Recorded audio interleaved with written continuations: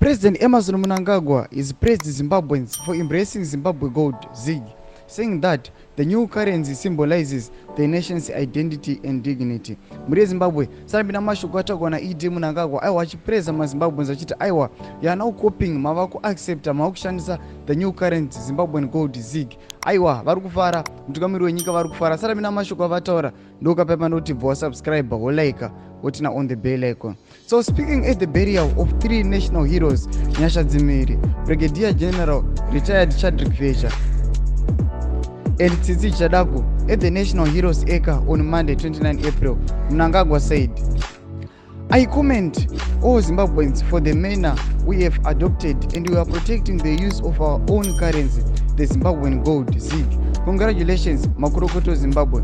This is our national currency and part of the symbols of our national identity and dignity. Sando zvatirikuona kuti aiwa vaiti Mnangagwa vari kufara chiti aiwa muri Zimbabwe makwanisa kuaccepta, makwanisa kuti muchishandisa the Zimbabwean ZiG, Zimbabwean currency, new currency inonzi structured currency yakapinda. Saka chimbotiudzei munoti kudii pamusoro mashoko atagwa nemutungamiri wenyika. Bvina mucomment section medu zvemafungiro enyu.